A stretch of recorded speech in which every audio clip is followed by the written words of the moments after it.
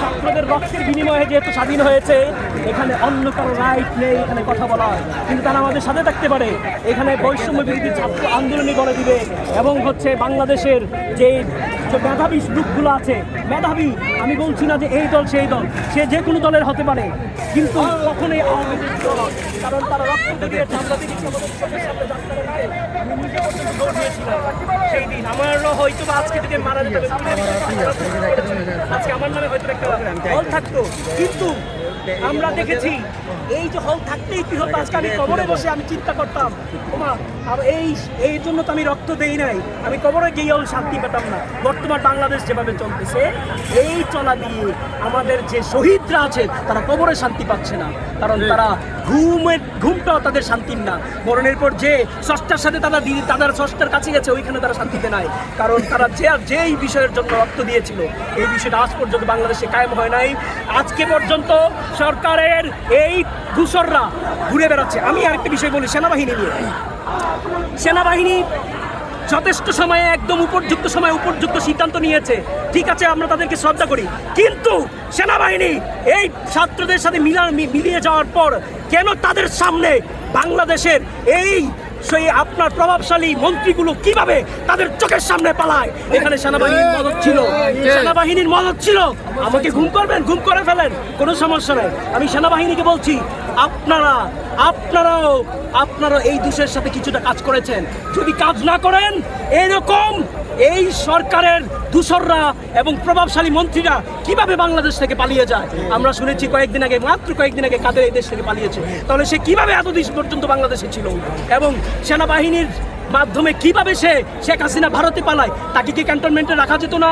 আপনারা যদি তার সিকিউরিটি চান, আপনারা তাকে একটা সুন্দর একটি সিকিউরিটি দিয়ে আপনি একটা জায়গায় রাখেন। এরপরে একটি সময় সরকারের দাবির প্রেক্ষিতে, বাংলাদেশের জনগণের দাবির প্রেক্ষিতে তাকে ক্যান্টনমেন্ট থেকে বিচারের সামনে নিয়ে আসেন, বিচারের আওতায় নিয়ে আসেন, কিন্তু আপনারা সেটা করেন নাই।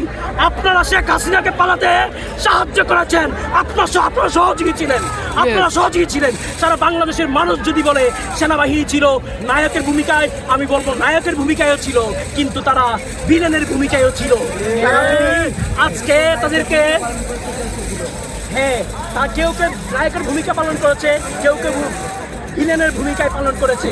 এবার আমি বলবো যে আপনারা সেনাবাহিনী বাংলাদেশের সবচেয়ে রেসপেক্টেড ফোর্স, আমরা আপনাদেরকে সম্মান জানাই।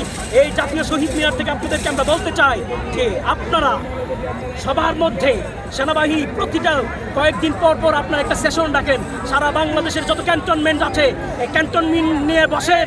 বাংলাদেশ নিয়ে গভীর ষড়যন্ত্র হচ্ছে, কক্সবাজারের কাছে আরাকানের একটি রাষ্ট্র হওয়ার সম্ভাবনা আছে।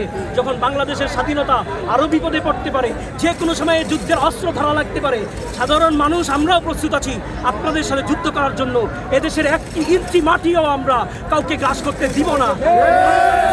আপনাদের সাথে আমাদের কাজ করার ইচ্ছা আছে, আমরা আপমন জনসাধারণ হতে পারি। আমি বিএনসিসি করেছি, আধা সামরিক বাহিনীর আমার প্র্যাকটিস করা আছে, কিন্তু যারা নাই, আমরা প্রয়োজনে ফ্রি সার্ভিস আমরা যতটুকু শিখেছি তাদেরকে আমরা শিখাবো, আরও যারা শিখেছে তারা আমাদেরকে শিখাবে। যদি দেশের এমন পরিস্থিতি হয়, আমরা আপনাদের কমান্ড মানবো, কিন্তু এই কমান্ড মানার আগে আপনাদের বিশ্বাসযোগ্যতা কতটুকু আপনাদেরকে তো আমরা বিশ্বাস করতে পারতেছি।